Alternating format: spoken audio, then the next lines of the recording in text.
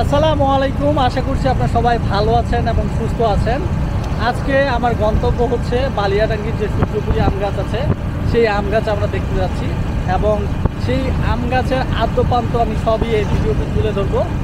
আর সেই আম গাছটা যদি আমি কথা বলি, সেটা হচ্ছে ঠাকুরগাঁও জেলার বালিয়াডাঙ্গি উপজেলার যে সীমান্তবর্তী কুন্টুপালা গ্রামে সেই আম গাছটা অবস্থিত। তো আপনারা যারা ঠাকুরগাঁ থেকে যাবেন, ঠাকুরগাঁ থেকে 35 কিলোমিটার দূরে। তো সেখান থেকে আপনারা বাইকে গেলে গুগল ম্যাপে দেখলে বুঝতে পারবেন যে সেটা দূরত্ব কত, এবং আপনারা যদি বাইকে যান সেখানে আপনারা টাইম তো বুঝতে পারবেন যে কতক্ষণ সময় লাগবে। আমি আজকে আমার বাসা থেকে বেরোচ্ছি, 3 থেকে বেরোইছি।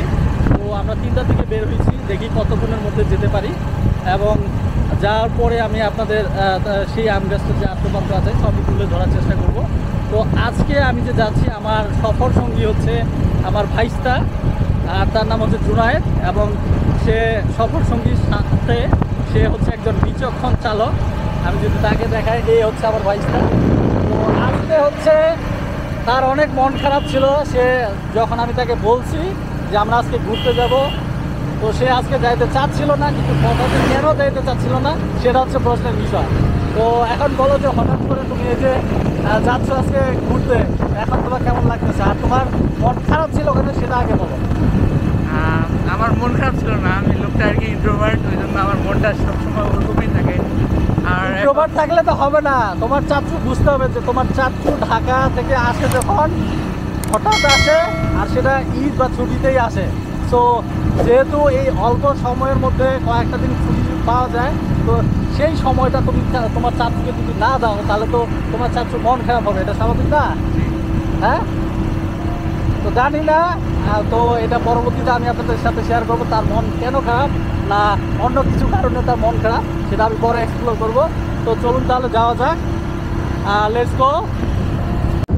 দেখতে দেখতে আমরা অনেক কাছাকাছি চলে এসেছি। তার আগে আপনাদের সাথে একটা বিষয় শেয়ার করা দরকার, সেটা হচ্ছে আপনারা যারা পীরগঞ্জ রানীশঙ্কেল হয়ে বালিয়াডাঙ্গি আসবেন, তো বালিয়াডাঙ্গি থেকে আপনারা হরিণমারি নামে একটি বাজার আছে বা হাট আছে, সেই বাজারটি যদি সিলেক্ট করেন, সেখান থেকে যেহেতু সূর্যপুরি আম গাছটি অনেক কাছে, সো সেই বাজারে আসলে আপনারা হচ্ছে সেখানকার মানুষকে জিজ্ঞাসা করলে আপনাদেরকে দেখিয়ে দিবে। আর সেই যে রাস্তাটি পাবেন আপনারা, সেটা ডাইরেক্টলি আপনাকে সেই সূর্যপুরি আম গাছটি যেখানে, এবং সেখানে নিয়ে যাবে। তো আমরা এখন ফাইনালি চলে আসলাম। আর এটা যেহেতু একবারই গ্রামের ভিতরে, সো আপনারা দেখতেই পাচ্ছেন যে বিভিন্ন মানুষ বিভিন্ন ধরনের ইজি যে গাড়িগুলো সেগুলো নিয়ে এসেছে। এবং আপনারা যদি দূর থেকে আসেন, তাহলে অবশ্যই আপনাদের জন্য আমার সাজেস্ট থাকবে যে আপনারা কার নিয়ে আসবেন, অথবা আপনারা বাইক নিয়ে আসতে পারেন। যেমনটি আমার পীরগঞ্জ থেকে আসতে 1.5 ঘন্টা লেগে গেছে। আর আপনি তার মাঝে যদি আবার পথ কোনো ভুল করে থাকেন বা রাস্তা ভুল করে থাকেন, তাহলে তার কোনো কথাই নেই, আপনার আরও 2 ঘন্টার বেশি সময় লেগে যাবে। তো প্রথমে আমরা এখন টিকিট নিব এবং এরপরে আমরা ভিতরে যাব। প্রতি পার্সন প্রতি 20 টাকা মামা, 2 জন। আর গাড়ি তো ঢুকানোর জন্য চার্জ লাগবে না, তাই না? বাচ্চাদের জন্য কোনো টিকিট লাগে আপনাদের? বাচ্চাদের জন্য টিকিট লাগে? ভাই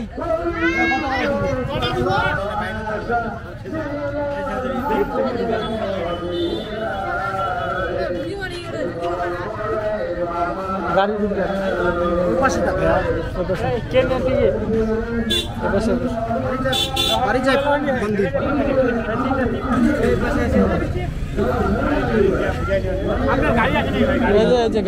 গাড়ি দুইটা তো, গাড়ি টিকিট তো লাগবে না, উনি বললো তো। আমি কাটার সময় ওনাকে জিজ্ঞাসা করলাম গাড়ি টিকিট লাগবে, উনি বলতেছে লাগবে না। তা আপনারা নিজেরা বলতে পারেন না যে গাড়ি টিকিট লাগবে কিনা? ওনারা বলতেছে লাগবে না। সো আপনারা দেখতেই পাচ্ছিলেন যে আমাদের যখন আমরা গাড়িটা ভিতরে নিয়ে আসছিলাম, তখন গাড়ি যেতে দিচ্ছিল না।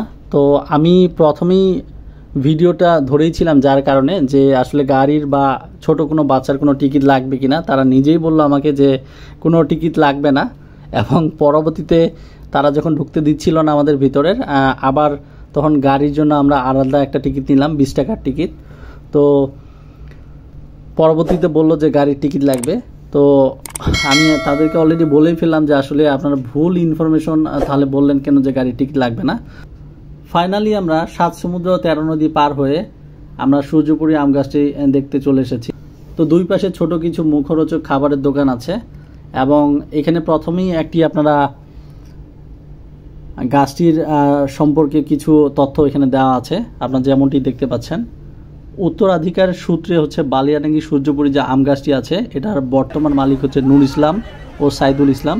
নূর ইসলাম এর বাবার দাদা গাছটি লাগিয়েছিলেন মূলত। প্রতি বছর এই গাছটিতে প্রচুর পরিমাণে হচ্ছে আম ধরে থাকে আর প্রতিটি আমের ওজন প্রায় 200 থেকে 250 গ্রাম হয়ে থাকে। ঠাকুরগাঁও মানুষের কাছে এই গাছের আম বিশেষভাবে জনপ্রিয়। সে কারণে নর্মালি যখন আমের সিজন থাকে এবং আমের কেজি দরে যে দামটি থাকে সেই দাম থেকে এই গাছটির আমের দাম একটু চাহিদা থাকার কারণে দামটা বেশি হয়ে থাকে। সো আপনি যদি খেতে চান তাহলে আপনাকে একটু বেশি দাম দিয়ে আপনাকে কিনতে হবে। গাছটিকে ঘিরে মানুষের আগ্রহের জন্য গাছটির চারপাশে বিভিন্ন ধরনের বেড়া দেওয়া আছে, আপনারা যেটা এখন দেখতে পাচ্ছেন একবারে দুই সাইডে বরাবর। তো যেহেতু আমরা যেই সময় এসেছি গাছটিতে মূল ধরেছে দেখতে পাচ্ছেন এবং ভালো হচ্ছে মূল এসেছে এবং আমও ধরেছে। তো আই হোপ যে আপনারা যারা ঘুরতে আসবেন আমের সিজনে আসলে আরও ভালো একটা ভিউ পাবেন। তো উত্তর পাশে একটি মসজিদ আছে, আপনারা যদি নামাজ পড়তে চান তাহলে নামাজও পড়তে পারবেন এবং আপনারা যদি পশ্চিম পাশে দেখেন তাহলে পশ্চিম পাশে কিছু বসার জায়গা আছে। এখন আপনারা যেমনটি দেখতে পাচ্ছেন এই যে ছোট ছোট বসার জায়গা এবং পশ্চিম পাশে কিছু দোকানপাটও আছে যেগুলো হচ্ছে ছোট বাচ্চাদের জন্য। তার পাশাপাশি হচ্ছে কিছু মুখরোচক খাবারের এবং এটা হচ্ছে বালিয়াডাঙ্গির একটি ভিত্তিপ্রস্তর স্থাপন করা আছে যেখানে আম গাছটির সূর্যপুরী যে আম গাছটি সেটার একবারে বিস্তৃতি বর্ণনা কিছু দেওয়া আছে আম গাছটি সম্পর্কে। আপনারা এখানে আসলে আসা লাগবে না, আই হোপ যে আমার ভিডিওটি দেখলে আপনারা সমস্ত ইনফরমেশন পেয়ে যাবেন। সো আমি আপনাদের আবারও বলে দিচ্ছি, সেটা হচ্ছে যে ঠাকুরগাঁও জেলার বালিয়াডাঙ্গি উপজেলার হরিমারি যে সীমান্ত আছে সেটা হচ্ছে মুন্ডুবালা যে গ্রাম, সেই গ্রামই হচ্ছে এই সূর্যপুরী আম গাছটি অবস্থিত।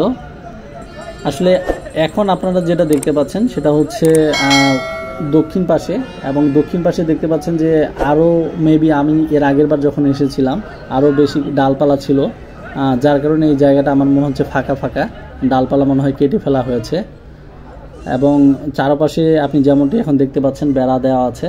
তো আমের সিজনের সময় একবারে পুরো গাছটাতে একবারে জাল দেওয়া থাকে, পাকা আম যেগুলো পড়ে সেগুলো হচ্ছে সুন্দরভাবে আটকানোর জন্য এবং গাছের নিচেই আপনারা যারা আম কিনতে চান গাছের নিচেই তারা আম হচ্ছে বিক্রি করে থাকে, আপনারা সেখান থেকে নিয়ে নিতে পারেন। তো এই গাছটি হচ্ছে কবে লাগানো হয়েছে এটা সম্পর্কে সঠিক কারো ধারণা নেই, তবে আশেপাশের যারা মানুষজন তাদের কাছ থেকে নেওয়া যে এই গাছটি হচ্ছে 200 বছরের পুরনো একটি গাছ। আর পুরো যে গাছটি আপনি দেখতে পাচ্ছেন পুরো গাছটি হচ্ছে 2.5 বিঘা জমির উপরে বিস্তৃত আছে এবং প্রত্যেকটা ডালপালা হচ্ছে আপনার মাটির সাথে লেগে আপনার হচ্ছে একদম বড় একটা বৃহদাকৃতির আকার ধারণ করেছে, যার কারণেই হচ্ছে এটি এশিয়া মহাদেশের সবচেয়ে বড় একটি আম গাছের স্বীকৃতি পেয়েছে। সো আমরা এখন ভিতরে যাব এবং ভিতরে আমি আপনাদের দেখানোর চেষ্টা করব ডিটেলসে। আর এই আম গাছটি হচ্ছে 80 থেকে 90 ফুট উঁচু এবং এর পরিধি প্রায় হচ্ছে 35 ফুট। আম গাছের 3 দিক দিয়ে 20 থেকে 25টির মতো মোটা ডালপালা হচ্ছে বেড়ে উঠেছে। দূর থেকে আপনি যখন প্রত্যেকটি গাছের ডালপালাকে দেখলে আপনার মনে হবে এক একটি ডালপালা হচ্ছে এক একটি গাছের মতো। তো চলুন আমরা এখন ভিতরের দিকে যাব এবং আমরা ভিতরের যে জায়গাটা আম গাছের সেটা এক্সপ্লোর করে দেখাবো। তো আসলে হচ্ছে আপনারা যখন নিজের চোখে আসবেন নিজের চোখে দেখলে আপনারা আসলে জিনিসটা বুঝতে পারবেন, যদিও আপনি ভিডিওতে দেখে আসলে কতটা বুঝতে পারছেন বা উপলব্ধি করতে পারছেন আমার সঠিক ধারণা নেই।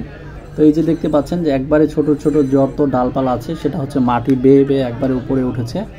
আর ম্যাক্সিমাম আমি আপনাদের বলে রাখলাম যে যেহেতু এখন ছোট ছোট আম ধরেছে মাত্র, তো আপনারা যখন একবারে আমের সিজনে আসবেন আপনাদের ওই সিজনে যখন আমসহ আপনারা গাছটি দেখবেন তখন আপনাদের আসলে আরও বেশি ভালো লাগবে। এবং আমরা যেহেতু আরও ঈদের হচ্ছে 3-4 দিন পরে এসেছি, সো মানুষজন কম এসেছে। আপনারা যদি ঈদের সময় আসেন বা দ্বিতীয় দিন আসেন তাহলে দেখবেন যে প্রচুর পরিমাণে মানুষ এসেছে দেখতে এবং ভিড় করছে এবং আশেপাশে ছবি তুলছে। তো যাই হোক, আই হোপ যে মোটামুটি সবগুলো ইনফরমেশন আমি আপনাদের দেওয়ার চেষ্টা করেছি। এখন যে ছোট ছোট দোকানগুলো দেখতে পাচ্ছেন সেটা হচ্ছে আম গাছটির পশ্চিম পাশে। সো পশ্চিম পাশে বিভিন্ন ধরনের এরকম খেলনার দোকান আছে। আপনি যদি বাচ্চা নিয়ে যান তাহলে আপনার ছোট বাচ্চার জন্য অবশ্যই খেলনা কিনে দিতে পারবেন, এবং যারা বড় মানুষ আছে তাদের জন্য বেশ কিছু মুখরোচক খাবারের দোকান আছে। আই হোপ যে ছোট ছোট এই আর কি এলাকার যে খাবারগুলো, এই খাবারগুলো আপনাদের ভালো লাগবে এবং আপনারা পছন্দ করবেন।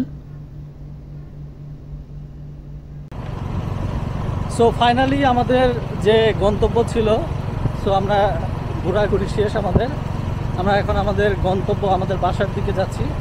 তো আই হোপ আমার যে ছোট ব্লগটি ছিল আপনাদের সবারই ভালো লেগেছে। আপনাদের যদি ভালো লেগে থাকে তাহলে অবশ্যই আপনি যদি ফেসবুক থেকে দেখে থাকেন তাহলে আমার পেজটি ফলো দিয়ে দিবেন, আর যদি ইউটিউব থেকে দেখে থাকেন তাহলে আমার চ্যানেলটি সাবস্ক্রাইব করে রাখবেন।